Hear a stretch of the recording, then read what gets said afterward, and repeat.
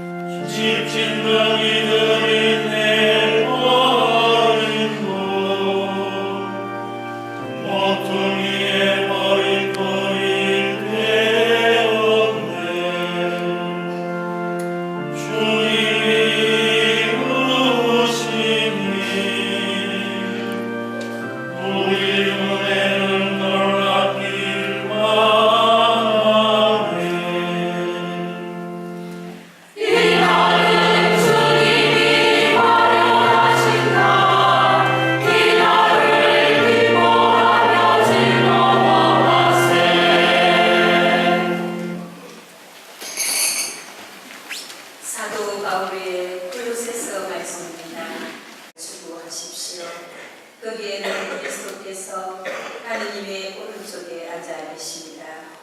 위에 있는 것을 생각하고 땅에 있는 것은 생각하지 마십시오. 여러분은 이미 죽었고 여러분의 생명은 그리스도와 함께 하느님 안에 숨겨져 있기 때문입니다. 여러분의 생명이신 그리스도께서 나타나실 때 여러분도 그분과 함께 영광 속에 나타날 것입니다.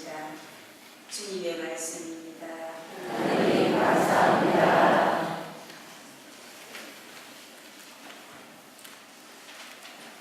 앉은 채로 구속가를 마치겠습니다. 파스카 엑센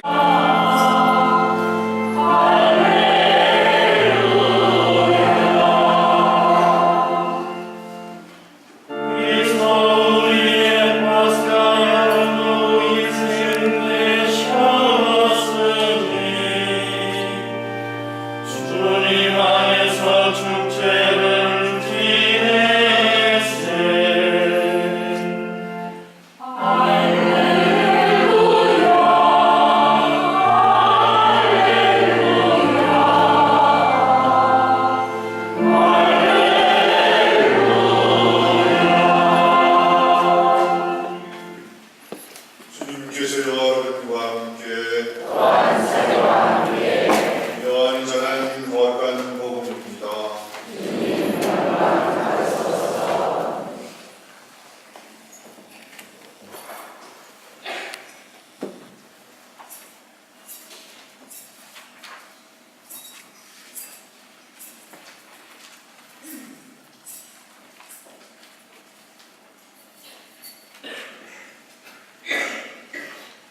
주간 첫날 이른 아침 아직도 어두울 때 마리아 막달라에나가 무덤에 가서 보니 무덤을 막았던 돌이 치워져 있었다.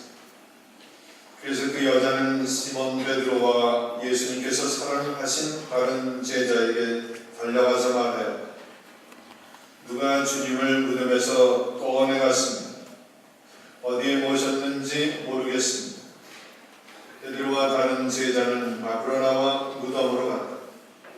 두 사람이 함께 달렸는데 다른 제자가 베드로보다 빨리 달려 무덤에 먼저 다다랐다.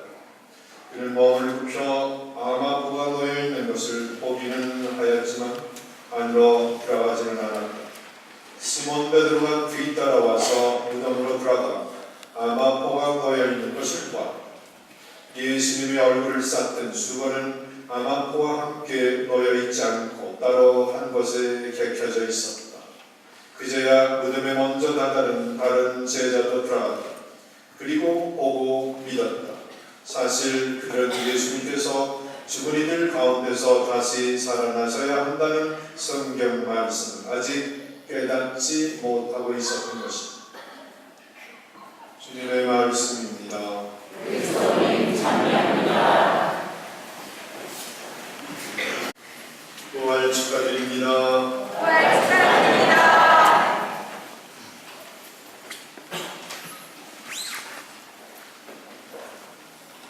성서는 재미있게 표현합니다.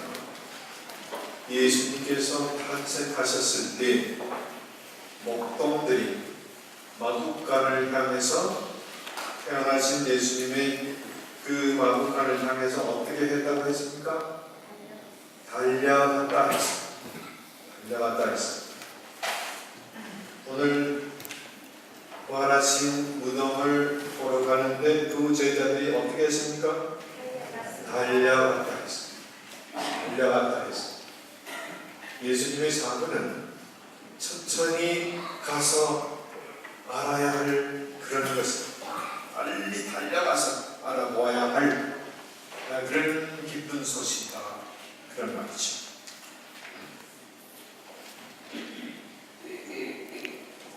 나치 치하에서 그리고 루마니아 공산 치하에서 14년간 투옥 생활을 했던 리차드 덤브란드 목사가 이분 빈 무덤에 대해서 감옥에서 생각했던 점을 우리에게 전해줍니다. 교회에서 있는 선한 일이든 착한 일이든 그것은 그리 중요하지 않다. 분명한 것은 변하지 않는 것은 예수님께서 부활하셨다는 사실. 봄새 빈 무덤이라고 했다면, 만약에 빈 무덤이라면 누군가가 시신을 훔쳐간 것을 전제할 텐데, 제자들이 훔쳐간다고 한다면 복음서에서 그렇게 얘기하죠. 그 제자들이 훔쳐간다고 하라. 지도자들. 그리고 너희들은 그 사실을 얘기하지 마라. 이렇게 해서 돈을 주고 배수하죠. 만약에 제자들이 예수님의 시신, 죽은 시체를 모셔간다고 한다면 1차적으로 그들이 지금까지 믿어왔던 예수님을 믿지 못할 것이다. 예수님은 십자가에 못 박혀 돌아가시고 살아나신다고 누차 얘기를 했는데 이렇게 훔쳐 시신 인체로 있다니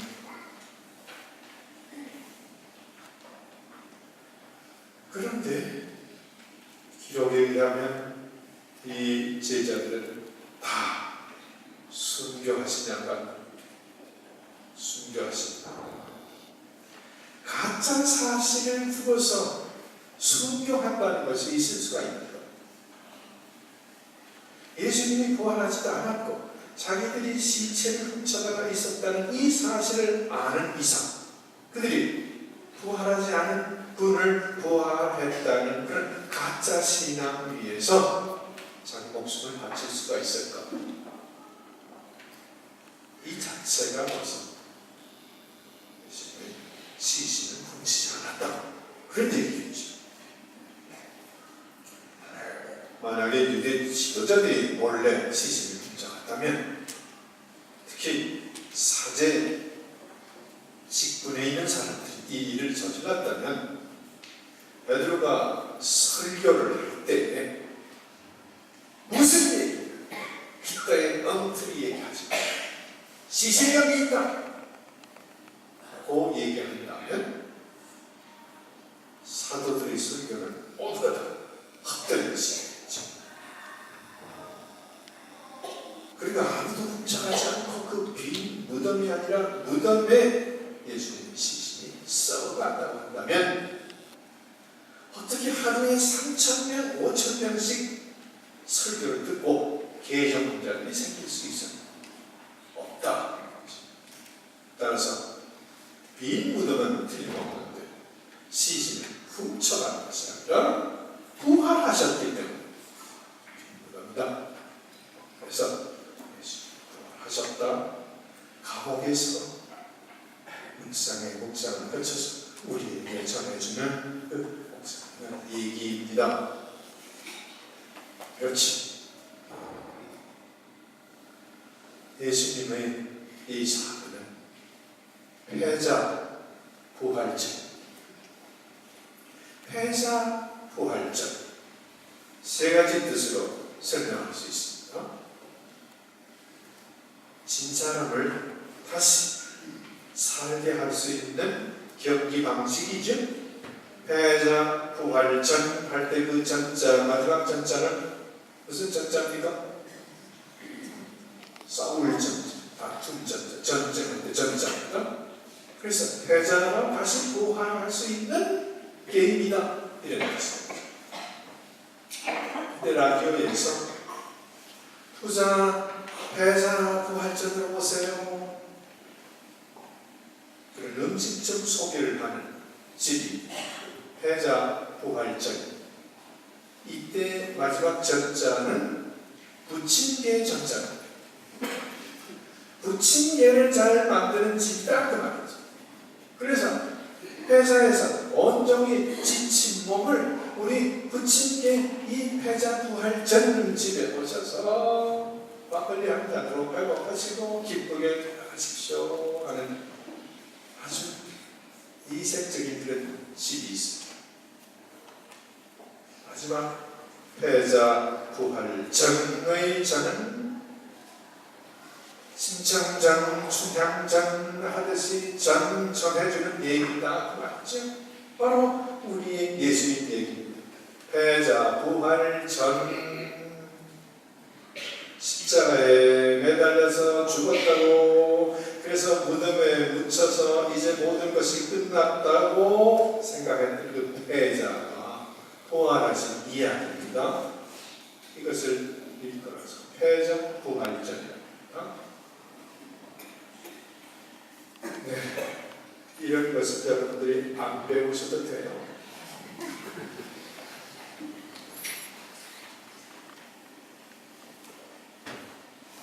어리스트 골든이라는 사람이 콰이강에서 콰이 계곡에서의 변화 이런 것을 당시 자신도 수용소의 일원으로서 거기에서 겪었던 일들을 다큐멘터리 형식으로 기록한 글이 있었는데 그래서 나중에 영화화돼서 제목이 뭐죠? 화이강의 다리입니다.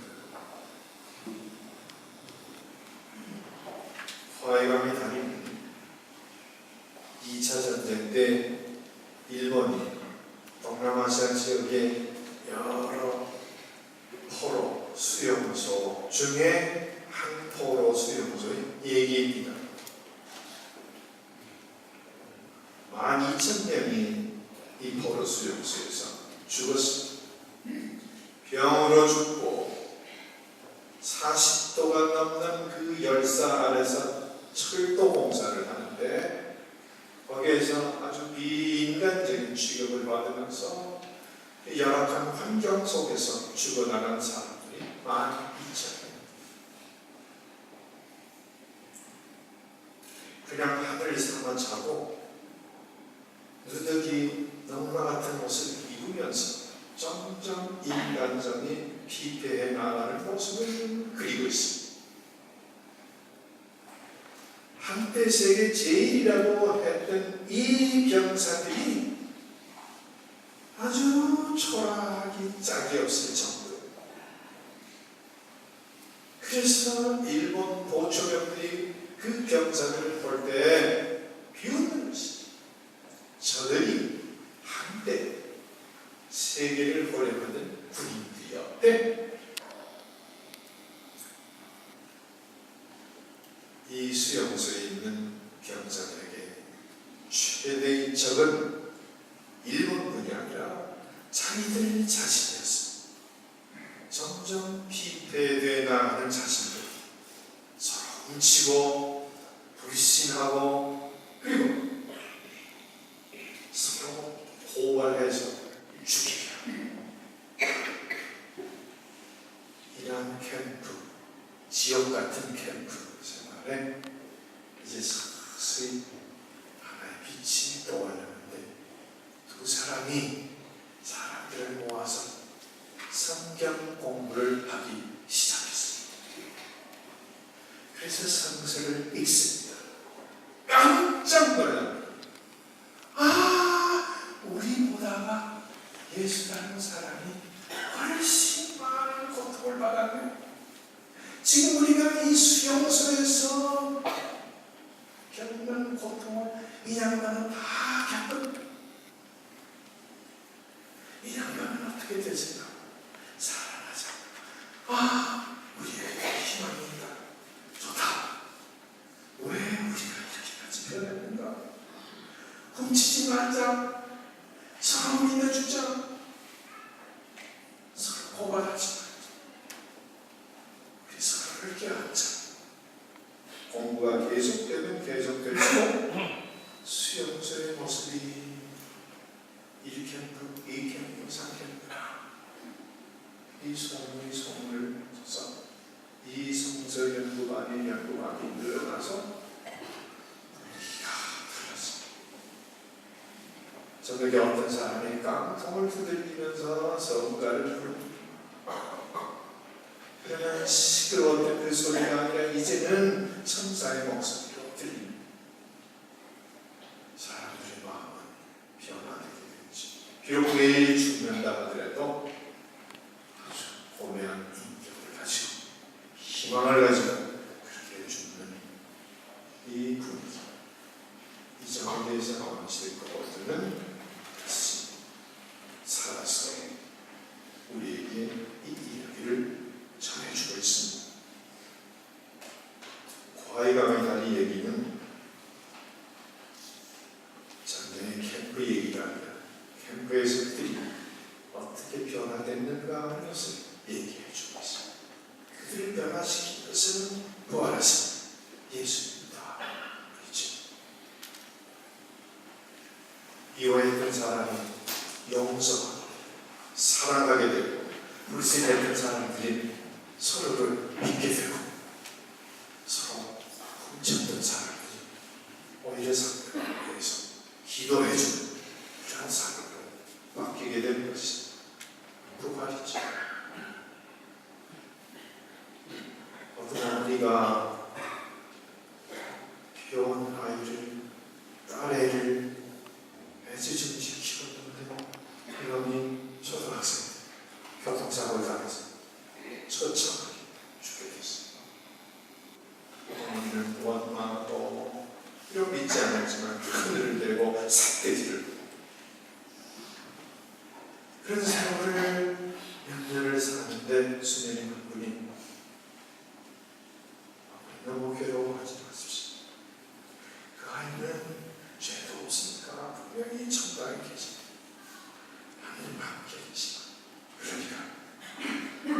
가는 데 가야 되지 않겠어요?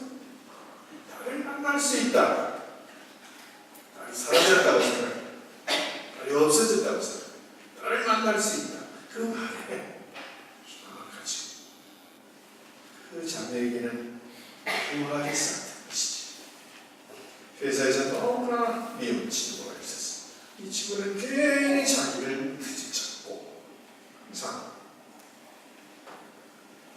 그래서 미워할 수밖에 없었어요.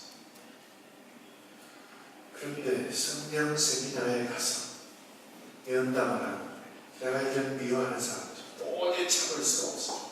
용서라고 내가 생각해 본 적이 없습니다. 아닙니다, 형제. 그분을 용서하셔야 돼요. 다른 분이 아니라 당신께 그 사람이 등장한 것은 당신만이 그 사람을 위해서 기도해 줄 수 있는 분이기 때문입니다. 기도해 주십시오. 용서해 주세요. 그리고 그 친구 아들이 다른 문제를 굉장히 어려움에 있었어요. 그래서 그 어려운 문제를 해결해달라고도 기도한 이후로 그 사람과 사람을 좋게 됐다는 것이지, 미움이 사랑으로 바뀌는 순간 그것이 바로 부활입니다. 우리 모두 오늘 부활 축제를 지나면서 그런 개인적인 부활이 또 그런 크고 작은 체험이 다른 이에게 부활의 모습을 보였으면 좋겠습니다. 한 딸이 아가씨가 되고 아가씨가 시집을 가고 시집을 가서 어머니가 되는 과정이 부활입니다. 하나였다가 또 둘이 하나였다가 또 둘이 되는 순간 딸 때하고 아내 때하고 부인 때가 엄마 때가 그렇게 다를 수가 없다는 것이죠. 이렇게 진화된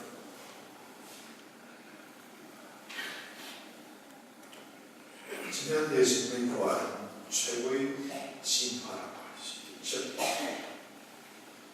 우리들은 살아가면서 크고 작은 이런 변화를 느끼면서 사랑받던 딸이 이제는 전적으로 사랑하는 엄마로 변화되는 삶, 이런 부활의 삶을 여러분 잘 살아가시기